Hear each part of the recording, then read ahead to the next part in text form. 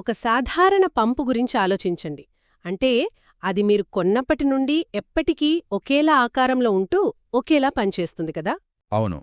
సాధారణంగా యంత్రాలు మారవు కదా. కానీ ఒకవేళ ఆ పంపు తనపై పడే ఒత్తిడిని బట్టి తన ఆకృతిని మార్చుకుంటే, అంటే ఆ ఒత్తిడి పెరిగినప్పుడు తన గోడలను మందంగా చేసుకుని వాతావరణానికి అనుగుణంగా తన జీవ కణాలను తానే తిరిగి రాసుకునే ఒక అద్భుతమైన యంత్రమైతే ఎలా ఉంటుంది? మ్మ్. అది ఖచ్చితంగా ఒక ఇంజనీరింగ్ అద్భుతమే అవుతుంది. ఒక రకంగా చెప్పాలంటే కేవలం ఒక యంత్రంలాగా కాకుండా ప్రాణమున్న ఒక తెలివైన వ్యవస్థలాగా పనిచేస్తుందన్నమాట. రైట్. ఈరోజు మనం చేయబోయే ఈ సమగ్రమైన చర్చ ప్రధాన లక్ష్యం కూడా ఇదే. మన గుండె ఆ కేవలం రక్తాన్ని పంపు చేసే ఒక అమాయకపు యంత్రం కాదు. ఖచ్చితంగా. అది అత్యంత తెలివైన, ఎప్పటికప్పుడు మారుతున్న పరిస్థితులకు అనుగుణంగా తనను తాను మార్చుకునే ఒక అద్భుతమైన ఇంజన్. సరే, దీన్ని కొంచెం విడమర్చి చూద్దాం. అవును. ఇవాళ మెడికల్ టెక్స్ట్ బుక్స్ పక్కన పెట్టి అసలు ఛాతీలో ఏం జరుగుతుందో చూద్దాం. రైట్. వయస్సుతో పాటు రక్తనాళాలు ఎలా మారుతాయి, ఒత్తిడికి గుండె ఎలా భౌతికంగా మారుతోంది, మనం వాడే మందుల వెనక ఉన్న అసలు సైన్స్ ఏమిటి అనేది మాట్లాడుకుందాం. మ్మ్. గుండె కండరం లేదా ఆ పంపు గురించి మాట్లాడుకోవడానికి ముందే మనం ఆ రక్తాన్ని శరీరమంతా తీసుకువెళ్లే పైపుల గురించి, అంటే రక్తనాళాల గురించి మాట్లాడుకోవాలి. ఓకే. ఎందుకంటే 65 ఏళ్లు పైబడిన వృద్ధులలో ఈ నాళాల్లో వచ్చే మార్పులే గుండె తలరాతను శాసిస్తాయి. వయసు పెరిగే కొద్దీ ఎయోర్టిక్ కంప్లైన్స్ తగ్గిపోతుంది. ఎయోర్టిక్ కంప్లైంట్స్ తగ్గిపోవడం అంటే? ఆ రక్తనాళాల సాగే గుణం తగ్గిపోతుందన్నమాట. దీన్ని మనం ఒక పాత రబ్బర్ నీటిగొట్టంతో పోల్చుకోవచ్చు కదా. ఖచ్చితమైన పోలిక. ఎండకు వానకు వదిలేసిన ఆ గొట్టం కాలక్రమేణా గట్టిపడిపోయి పగుళ్లు వస్తుంది. అందులోకి నీరు వేగంగా పంప్ చేసినప్పుడు అది సాగలేదు కాబట్టి లోపల ఒత్తిడి అమాంతం పెరుగుతుంది. రైట్. జీవశాస్త్రపరంగా చూస్తే రక్తనాళాల గోడల్లో ఉండే ఎలాస్టిన్ అనే సాగే ప్రోటీన్ నశించిపోయి దాని స్థానంలో కొలాజిన్ అనే గట్టి ప్రోటీన్ చేరడం మొదలవుతుంది. ఓ, అంటే ప్లాస్టిక్ పైపుల్లా మారిపోతాయా? అవునండి. బృహద్ధమని లాంటి పెద్ద రక్తనాళాలు ఇలా గట్టిపడటం వల్లే వృద్ధులలో పల్స్ ప్రెషర్ పెరుగుతుంది. కానీ విచిత్రంగా ఇక్కడ డయాస్టోలిక్ ప్రెషర్ కాస్త తగ్గుతుంది. దీన్నే మనం ఐసోలేటెడ్ సిస్టోలిక్ హైపర్టెన్షన్ అంటాం. సరే, ఆ గట్టిపడిన పైపుల్లో ఒత్తిడిని తగ్గించడానికి మనం మందులిస్తాం. కాని ఇక్కడే అసలు విషయం ఆసక్తికరంగా మారుతుంది. అవును. మనం డైరెక్ట్ ఆర్టీరియోలోవర్ వాసోడైలేటర్స్ లాంటి మందులిస్తే శరీరం ఒక్కసారిగా పానిక్ అవుతుందని సోర్సెస్లో చదివాను. రక్తపోటు తగ్గిస్తే శరీరం ఎందుకు పానిక్ అవ్వాలి? ఎందుకంటే ఆ మందులు రక్తనాళాలను బలవంతంగా వెడల్పు చేస్తాయి కదా. అప్పుడు రక్తపోటు అకస్మాత్తుగా పడిపోతుంది. మన శరీరం చాలా తెలివైంది, కాని కొన్నిసార్లు మరీ అతిగా ఆలోచిస్తుంది. రక్తపోటు తగ్గగానే అయ్యో ఏదో ప్రమాదం జరిగింది, మనం రక్తం కోల్పోతున్నామని శరీరం భ్రమపడుతుంది. వెంటనే రిఫ్లెక్స్ సింపథెటిక్ యాక్టివేషన్ జరుగుతుంది. ఒక్క నిమిషం ఆగుదాం. ఈ రిఫ్లెక్స్ సింపథెటిక్ యాక్టివేషన్ అంటే శరీరం భయపడి ఎమర్జెన్సీ బటన్ నొక్కడం లాంటిదా? అదే అండి. శరీరం తనను తాను రక్షించుకునే ప్రయత్నంలో కిడ్నీలు వెంటనే రెనిన్, యాంజియోటెన్సిన్, ఆల్డోస్టెరాన్ అనే రసాయనాలను విడుదల చేస్తాయి. రైట్. గుండెను వేగంగా కొట్టుకోమని ఆదేశిస్తాయి. దాన్నే మనం టాకీకార్డియా అంటాం. అంతేకాదు, కిడ్నీలు నీటిని, ఉప్పును బయటకు పంపకుండా శరీరంలోనే ఆపేస్తాయి. దీనివల్ల కాళ్ళు చేతుల్లో వాపు అంటే ఎడీమా వస్తుంది. అంటే మనమొక సమస్యను పరిష్కరించబోతే శరీరం దానికదే మరో సమస్యను సృష్టిస్తోందన్నమాట. ఈ అనవసరమైన ఎమర్జెన్సీ అలారంను ఆపడమెలా? అందుకే వైద్యులు ఎప్పుడూ ఆ రక్తపోటు మందులను ఒంటరిగా ఇవ్వరు. ఈ అలారంను ఆపడానికి సింపథోలిటిక్స్ మరియు శరీరంలో చేరిన అదనపు నీటిని బయటకు పంపడానికి డయూరిటిక్స్ కలిపి ఇస్తారు. ఓకే. ఈ ప్రక్రియను బాగా అర్థం చేసుకోవడానికి ప్లాజ్మా రెనిన్ యాక్టివిటీ అంటే పిఆర్ఈ గురించి తెలుసుకోవాలి. ఇది ఒక నిర్దిష్ట సమయంలో రక్తంలో యాంజియోటెన్సిన్ 1 ఎంత ఉత్పత్తి అవుతుందో కొలుస్తుంది. అంటే కిడ్నీలు ఎంతగా పానిక్ అవుతున్నాయో కొలిచే ఒక మీటర్ లాంటిదా? ఎగ్జాక్ట్లీ. మనం ఉప్పు తక్కువ తిన్నా లేదా హైడ్రోక్లోరోథియాజైడ్ లాంటి డయూరిటిక్స్, ఏస్ ఇన్హిబిటర్స్, వల్సార్టాన్ లాంటి ఏఆర్బీ మందులు వాడినా ఈ ప్లాజ్మా రెనిన్ యాక్టివిటీ అమాంతం పెరుగుతుంది. ఎందుకంటే మందులు బీపీ తగ్గిస్తున్నాయి కాబట్టి. రైట్. ఈ మందులు రక్తపోటును తగ్గిస్తాయి కాబట్టి కిడ్నీలు దాన్ని భర్తీ చేయడానికి రెనిన్ను ఎక్కువగా విడుదల చేస్తాయి. సరే, ఇప్పటివరకు మనం గట్టిపడిన పైపుల గురించి, వాటిలో ఒత్తిడిని తగ్గించే మందుల గురించి విన్నాం. హ్మ్. కానీ ఆ గట్టిపడిన పైపులకు వ్యతిరేకంగా రక్తాన్ని నిరంతరం నెట్టడానికి మన గుండె ఎంతగానో కష్టపడాలి కదా. ఇక్కడే కదా గుండె తన ఆకృతిని భౌతికంగా మార్చుకునే అసలు కథ మొదలయ్యేది. అవును. దీర్ఘకాలికంగా హైపర్టెన్షన్ అంటే హై బీపీ ఉన్నప్పుడు ఆ ఒత్తిడిని తట్టుకోవడానికి గుండె తన గోడలను చాలా మందంగా మార్చుకుంటుంది. కండరాల కణాలు, వాటిలోని కేంద్రకాలు కూడా సైజులో పెరుగుతాయి. ఓ. బరువులు ఎత్తటం వల్ల జిమ్లో కండరాలు పెరిగినంత సులభమైన విషయం కాదు. మరింకేంటి? ఇక్కడ యాంజియోటెన్సిన్ 2 మరియు ఎండోథిలియన్ అనే రసాయనాలు గుండెకు గోడలు పెంచు, గట్టిపడు అని నిరంతరం తప్పుడు సిగ్నల్స్ ఇస్తుంటాయి. ఆ, అందుకేనా ఆ సిగ్నల్స్ను కట్ చేయటానికి ఏఆర్బి లాంటి మందులిస్తారు అంటారు. ఖచ్చితంగా. ఇతర బీపీ మందుల కంటే ఈ ఏఆర్బీలు గుండె కండరాల మందాన్ని తగ్గించటంలో అద్భుతంగా పనిచేయటానికి కారణమదే. అంటే అవి కేవలం బీపీని తగ్గించడమే కాకుండా ఆ చెడు రసాయనాల సిగ్నలింగ్ను అడ్డుకుంటాయన్నమాట. రైట్. మరి హై బీపీ లాంటి దీర్ఘకాలిక సమస్య కాకుండా ఆ, అకస్మాత్తుగా హార్ట్అటాక్ వస్తే గుండె ఆకృతి ఎలా మారుతుంది? హార్ట్అటాక్ అంటే మయోకార్డియల్ ఇన్ఫ్రాక్షన్ వచ్చినప్పుడు గుండె కండరంలోని కొంత భాగానికి రక్త ప్రసరణ ఆగిపోయి కణాలు చనిపోతాయి. ఆ ప్రదేశంలో కొల్లాజన్ చేరి ఒక గట్టి మచ్చ పడుతుంది. అవును. ఇప్పుడసలు సమస్య ఏమిటంటే, మిగిలిన బతికున్న గుండె కణాలు ఆ చనిపోయిన కణాల పనిని కూడా చెయ్యాలి. ఆ అదనపు భారాన్ని మోయలేక అవి విపరీతంగా సాగిపోతాయి. దీన్ని ఎక్సెంట్రిక్ హైపోట్రోఫీ అంటారు. ఓ, అంటే పాత బెలూన్లాగా సాగిపోతుందా? అవునండి. క్రమంగా గుండె ఎడమ జఠరిక ఒక పాత బలూన్లాగా సాగిపోయి దాని పంపింగ్ సామర్థ్యం దారుణంగా పడిపోతుంది. ఇక్కడ లైసినోప్రిల్ లాంటి మందులు ఒక రక్షక కవచంలా పనిచేస్తాయని విన్నాను. నిజమే. లైసినోప్రిల్ అనేది ఒక ఏస్ ఇన్హిబిటర్. ఇవి యాంజియోటెన్సిన్ 2 ఉత్పత్తిని ఆపేసి గుండె కండరం అనవసరంగా ఉబ్బిపోకుండా కట్టడి చేస్తాయి. రైట్. ఒక రకంగా చెప్పాలంటే, దెబ్బతిన్న గుండె తన పంపింగ్ సామర్థ్యాన్ని పూర్తిగా కోల్పోకుండా ఇవి కాపాడతాయి. ఇది చాలా ఆసక్తికరంగా ఉంది. కానీ ఇక్కడ నాకు పెద్ద సందేహం. ఇంత అద్భుతంగా గుండెను రక్షించే మందులను చాలామంది రోగులు ఎందుకు మధ్యలోనే వాడటం మానేస్తారు? ఇందులో ఏదో క్యాచ్ ఉండే ఉంటుంది. పెద్ద క్యాచ్ ఉందండి. ఏస్ ఇన్హిబిటర్స్ వాడేవారిలో దీర్ఘకాలికంగా పొడి దగ్గు వస్తుంది. ఇది రాత్రిపూట నిద్రపోనివన్నంత భయంకరమైన దగ్గు. అయ్యో, అలా ఎందుకు జరుగుతుంది? ఈ మందులు ఊపిరితిత్తుల్లో బ్రాడికైనిన్ సబ్స్టెన్స్ పి లాంటి రసాయనాలు పేరుకుపోయేలా చేస్తాయి. ఆ రసాయనాలు ఊపిరితిత్తులను ఇరిటేట్ చేయడం వల్లే ఆ ఆగని దగ్గు వస్తుంది. దానికి ప్రత్యామ్నాయంగా ఏఆర్బి మందులు ఇస్తారు. ఓకే, ఏఆర్బీలు వాడితే దగ్గు రాదా? రాదు. ఎందుకంటే అవి ఏస్ ఎంజైమ్ను బ్లాక్ చెయ్యవు. కాబట్టి ఆ బ్రాడికైనిన్ పేరుకుపోదు. సో దగ్గు రాదు. శరీరమే మందులతో ఆడుకునే ఆట నిజంగా విచిత్రం. ఛాతీ నొప్పికి వాడి నైట్రేట్స్ విషయంలో కూడా ఇలాగే జరుగుతుందట కదా. మనం వాటికి గ్యాప్ ఇవ్వకపోతే అవి పనిచేయడం మానేస్తాయట. అవును. రోజువారీ నైట్రేట్స్ వాడేవారు రోజు కనీసం 10 నుండి 14 గంటల పాటు మందు వేసుకోకుండా గ్యాప్ ఇవ్వాలి. దాన్నే నైట్రేట్ ఫ్రీ పీరియడ్ అంటారు. ఒకవేళ ఇవ్వకపోతే? అలా ఇవ్వకపోతే శరీరం ఆ మందులకు మొద్దుబారిపోతుంది. దాన్నే టాలరెన్స్ అంటారు. ఆ తర్వాత మందు వేసుకున్నా రక్తనాళాలు వ్యాకోచించం. ఇక్కడ డోపమైన్ మందు గురించి మనం ఖచ్చితంగా మాట్లాడుకోవాలి. ఇది శరీరంలోకి వెళ్ళాక తన డోజును బట్టి తన ప్రవర్తన మార్చుకుంటుంది అని చదివాను. అదెలా సాధ్యం? దీన్ని అర్థం చేసుకోవడానికి డోపమైన్ను ఒక మల్టీ టూల్ లాగా ఊహించుకోండి. తక్కువ డోసులో ఇచ్చినప్పుడు ఇదొక సున్నితమైన పనిముట్టులా కిడ్నీలలోని D1 రిసెప్టర్ల మీద పనిచేసి రక్త ప్రసరణను పెంచుతుంది.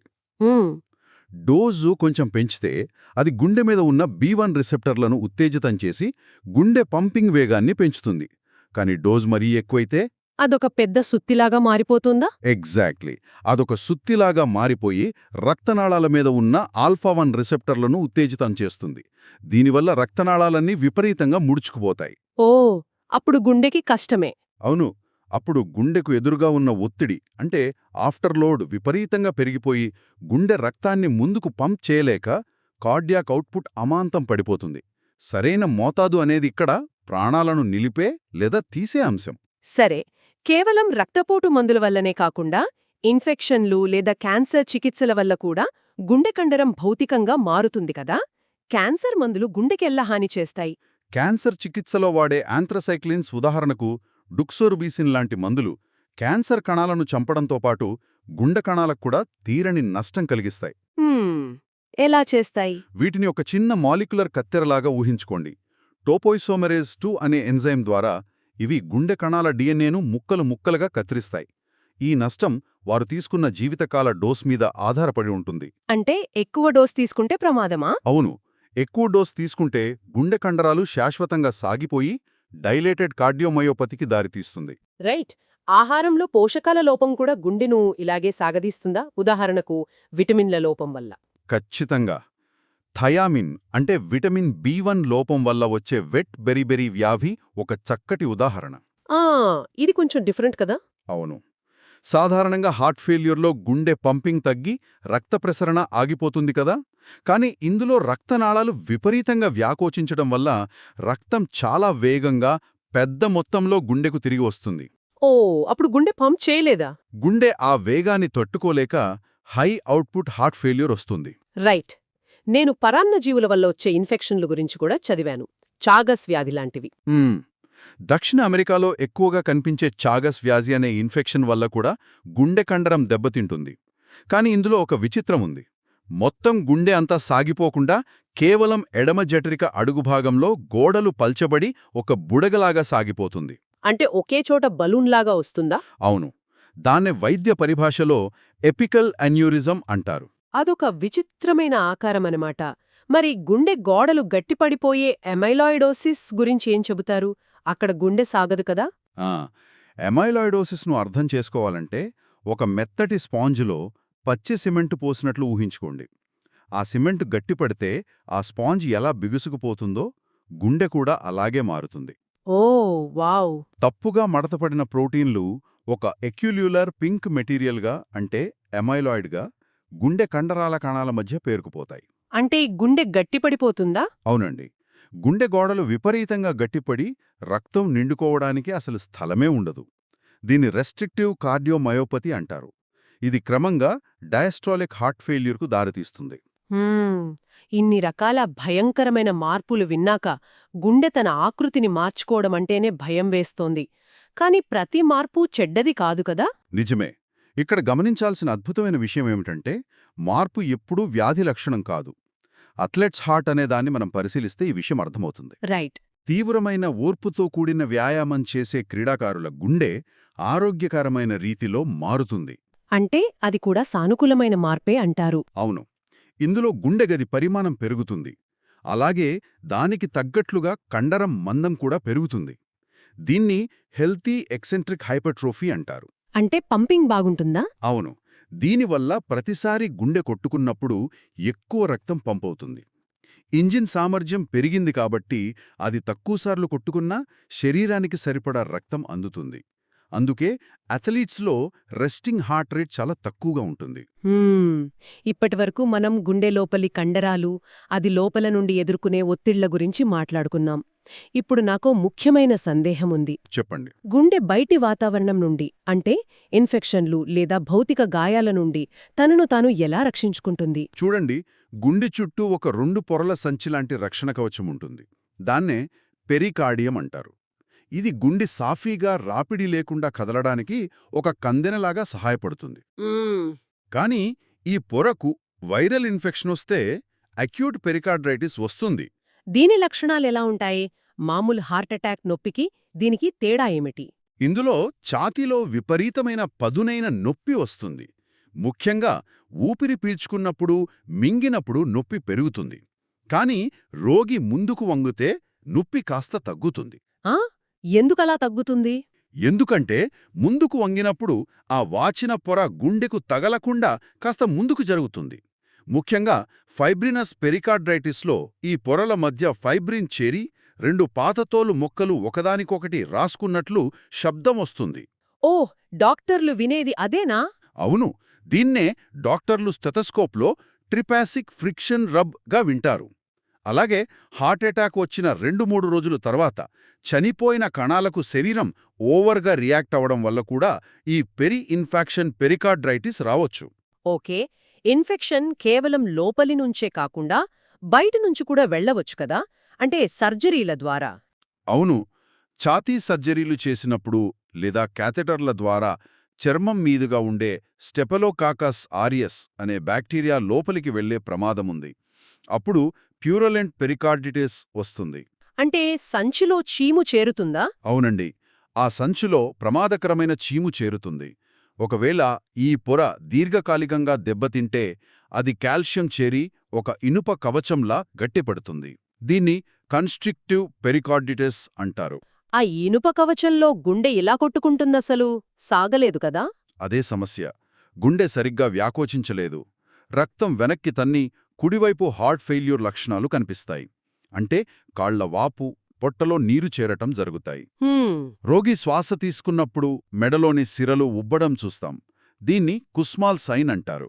అలాగే గుండె వ్యాకోచిస్తూ ఆ గట్టిపడిన పొరను ఢీకొట్టినప్పుడు మామూలు లబ్ డబ్కు బదులుగా పెరికార్డియల్ నాక్ అనే శబ్దమొస్తుంది. మరి యాక్సిడెంట్లలో ఛాతీకి బలమైన గాయమైనప్పుడు ఆ సంచిలో రక్తం ముక్కసారిగా చేరితే ఏమవుతుంది? అదొక ప్రాణాంతక పరిస్థితండి. దాన్ని కార్డియాక్ టాంపోనేడ్ అంటారు. ఛాతీకి తీవ్రమైన గాయం వల్ల గుండె చుట్టూ ఉన్న ఆ సంచిలో రక్తం వేగంగా చేరిపోతుంది. లోపల స్థానం లేక ఆ రక్తం ఒక హైడ్రాలిక్ ప్రెస్ లాగా గుండె గదులన్నిటినీ నొక్కేస్తుంది.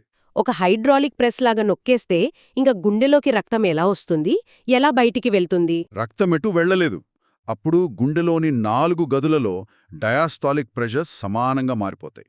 దీన్ని బయట నుంచి చూసి గుర్తించటానికి బెక్స్ ట్రయాడ్ అనే 3 లక్షణాలు వాడతారు. ఆ మూడేంటి? రక్తం బయటకు వెళ్లట్లేదు కాబట్టి బీపీ పడిపోవడం అంటే హైపోటెన్షన్, గుండెలోకి రాలేకపోవడం వల్ల మెడలో సిరలు ఉబ్బడం, మరియు గుండె చుట్టూ ద్రవముంది కాబట్టి గుండె చప్పుడు చాలా మందగుడిగా వినిపించడం. రైట్. ఇంకేమైనా లక్షణాలుంటాయా? ఇంకొక ముఖ్యమైన లక్షణమేంటంటే శ్వాస తీసుకున్నప్పుడు సిస్టాలిక్ బీపీ 10 కన్నా ఎక్కువగా పడిపోతుంది. దీన్నే పల్సస్ పారాడాక్సస్ అంటారు. ఆ సమయంలో పల్స్ అస్సలు దొరకదు. మనం ఛాతీకి తగిలే గాయాల గురించి మాట్లాడుతున్నాం కాబట్టి అసలు గుండె ఏ స్థానంలో ఉంటుందో తెలుసుకోవాలి కదా. భౌతిక నిర్మాణాల గురించి మాట్లాడుకుంటే ఒకవేళ ఛాతీ ఎడమవైపున కత్తిపోటు లాంటి లోతైన గాయమైతే ఏం జరుగుతుంది? ఛాతీ నిర్మాణాన్ని చూస్తే గుండె యొక్క ముందు భాగంలో ఎక్కువగా కుడి జఠరిక ఉంటుంది. కాబట్టి ఛాతీ ఎడమవైపున 4వ ఇంటర్కోస్టల్ స్పేస్ వద్ద, అంటే పక్కటెముకల మధ్య లోతైన గాయమైతే అది నేరుగా కుడి జఠరికను చీల్చుతుంది. అదే ఎడమ జఠరిక అయితే? ఎడమ జఠరిక తీసుకుంటే అది గుండె చివరి భాగం వద్ద మిడ్ క్లావిక్యులర్ లైన్లో ఉంటుంది. గాయం ఎక్కడ తగిలింది అనేదాన్ని బట్టి గుండెలోని ఏ గది దెబ్బతిన్నదో డాక్టర్లు అంచనా వేస్తారు. గాయాలే కాకుండా గుండె లోపల కూడా భౌతికంగా అడ్డుపడే కణితులుంటాయి కదా. ఏట్రియల్ మిక్సోమా గురించి కూడా ఇక్కడ మన సోర్సెస్లో ప్రస్తావించారు. అవును, ఇది గుండెలో వచ్చే అత్యంత సాధారణ ప్రైమరీ ట్యూమర్. ఇది ఎక్కువగా ఎడమ కర్ణికలో పుడుతుంది. దీన్ని మైక్రోస్కోప్లో చూస్తే ఒక జెల్లీలాంటి మ్యూకోపాలీసాకరైడ్ స్ట్రోమాలో కణాలు తేలుతున్నట్లు ఉంటాయి. నిర్మాణం ఉండి ఇది ఒక బాల్ వాల్వ్ లాగా పనిచేస్తుంది. అంటే వ్యక్తి కూర్చున్నా లేదా నిలబడ్డ భంగిమను బట్టి ఇది రక్తం వెళ్లే దారిని మూసేస్తుందన్నమాట. అవునండి, రోగి ఒక పక్కకు తిరిగినప్పుడు ఈ కణితి వెళ్లి మిట్రల్ వాల్వ్ను మూసేసి రక్త ప్రసరణ ఆపేస్తుంది. వెంటనే ఊపిరి ఆడకపోవడం లేదా కళ్ళు తిరిగి పడిపోవడం జరుగుతుంది. చాలా ప్రమాదకరం కదా. అంతేకాదు, ఈ జెల్లీ లాంటి కణితి నుండి చిన్న ముక్కలు విడిపోయి రక్తంలో కలిసి మెదడుకు చేరితే బ్రెయిన్ స్ట్రోక్ వచ్చే ప్రమాదం కూడా ఉంటుంది. వీటన్నిటి అర్థమేమిటంటే ఛాతీలో నొప్పి రావడం లేదా కాళ్ళు వాపు రావడం జరిగిన ప్రతిసారి అది గుండె జబ్బే అయ్యుండదు. కొన్నిసార్లు మనం అనవసరంగా కంగారు పడతాం. నిజమే. ఉదాహరణకు కాస్టోకాండ్రైటిస్. ఎవరైనా ఉత్సాహంగా జిమ్కెళ్ళి కొత్తగా ఎక్కువ పుషప్స్ చేస్తే మరుసటి రోజు ఛాతీ నొప్పి వస్తుంది. వాళ్ళు అది హార్ట్అటాక్ అనుకుని భయపడతారు కదా. ఖచ్చితంగా ఇలాంటి భ్రమ కలిగించే లక్షణాలు చాలా ఉంటాయి. కాస్టోకాండ్రైటిస్ అంటే పక్కటెముకలు, రొమ్ము ఎముక కలిసే చోట ఉన్న మృదులాస్థి వాచిపోవడం. అంటే కండరాల నొప్పా? అవును, ఆ ప్రదేశంలో వేలితో నొక్కితే లేదా కదిలితే నొప్పి పెరుగుతుంది. ఇది గుండె నొప్పి కాదు, కేవలం కండరాల నొప్పి. మరి కాళ్లవాపు విషయంలో కూడా ఇలాగే జరుగుతుందా? కాళ్లు వాచిపోగానే అందరూ గుండె ఫెయిల్యూర్ వల్లే అనుకుంటారు. అది నిజమే. కాని అది లింఫెడమా అనే వ్యాధి కూడా కావచ్చు. క్యాన్సర్ కారణంగా లేదా సర్జరీలో లింఫ్ నోడ్స్ తొలగించడం వల్ల లింఫ్ ద్రవం ప్రవాహం ఆగిపోయి చర్మం కింద చేరుతుంది. దానికి దీనికి తేడా ఎలా తెలుస్తుంది? గుండె ఫెయిల్యూర్ అయితే నీరు చేరుతుంది, కాని లింఫెడమాలో ప్రోటీన్లతో కూడిన ద్రవం చేరి చర్మం చాలా మందంగా మారుతుంది. మరి గుండె జబ్బులకిచ్చినట్లే ఈ వాపు తగ్గడానికి కూడా డయూరిటిక్స్ లాంటి మందులిస్తే సరిపోతుందా? డయూరెటిక్స్ మందులు వాడటం ఏమాత్రం పనికిరాదు, పైగా అత్యంత ప్రమాదకరం. ఓ, మరేం చేయాలి? దీనికి కేవలం కంప్రెషన్ బ్యాండేజీలు కట్టడం మాత్రమే సరైన చికిత్స. అద్భుతం. ఒక యంత్రం పాడుపడితే దాన్ని ముక్కలు తీసి మార్చినట్లు కాదు మన శరీరం. ఇప్పటివరకు మనం విశ్లేషించిన వివరాలను క్రోడీకరిస్తే గుండె మరియు రక్తనాళాల వ్యవస్థ అనేది ప్లాస్టిక్ పైపులతో చేసిన యంత్రం కాదు. ఖచ్చితంగా. అది అత్యంత సున్నితమైన సమతుల్యతతో కూడుకున్న ఒక తెలివైన జీవ వ్యవస్థ. రసాయనాలు, రక్తపోటు మందులు, భౌతిక ఒత్తిడ్లు లేదా కణితుల వల్ల ఆ సమతుల్యత దెబ్బతిన్నప్పుడు శరీరం ఎన్నో రకాల సంకేతాలను ఇస్తుంది. ఆ సంకేతాలను అర్థం చేసుకోవడమే అసలైన వైద్యం. రైట్. గుండె ప్రతి క్షణం తాను ఎదుర్కొనే పరిస్థితులకు అనుగుణంగా తనను తాను మలుచుకుంటూ మనల్ని బతికించడానికి నిరంతరం పోరాడుతుంది. మనమిచ్చే మందులు ఆ పోరాటానికి సహాయం చెయ్యాలే కానీ కొత్త సమస్యలను సృష్టించకూడదు. ఇదంతా విన్న తర్వాత నాకు ఆలోచనొస్తోంది. గుండె తనపై పడే ఒత్తిడిని బట్టి జన్యువుల ఆధారంగా తనను తాను రీప్రోగ్రామ్ చేసుకుని ఆకృతిని మార్చుకుంటోందని మనం తెలుసుకున్నాం కదా. అవును. భవిష్యత్తులో కార్డియాలజీ చికిత్స అనేది దెబ్బతిన్న గుండెను కోసి రిపేర్ చేయటం కాకుండా అసలు ఒత్తిడికి ప్రతిస్పందించే ఆ కణాల జన్యువులనే మనం ముందుగానే మార్చేస్తే ఎలా ఉంటుంది? ఓహ్, అదొక మంచి పాయింట్. గుండె ఆకృతి అనవసరంగా మారకుండా, చెడు హైపర్ట్రోఫీ రాకుండా ఒక సాఫ్ట్వేర్ అప్డేట్ లాగా ముందుగానే జన్యుపరంగా అడ్డుకోగలిగితే అప్పుడు గుండె ఎప్పటికీ యవ్వనంగానే ఉంటుందేమో. ఇది నిజంగా ఆలోచించాల్సిన విషయం. శ్రోతలు కూడా ఈ కోణంలో ఆలోచించండి. మన గుండె కేవలం ఒక నిశ్చలమైన పంపు కాదు, అది ప్రతిక్షణం తనను తాను తిరిగి రాసుకునే ఒక అద్భుతమైన కవిత్వం లాంటిది. నిజంగా చాలా బాగా చెప్పారు. సరే, ఈ సమగ్రమైన చర్చలో ఈరోజు ఎన్నో కొత్త సంక్లిష్టమైన విషయాలను మనం చాలా సరళంగా నేర్చుకోగలిగాం.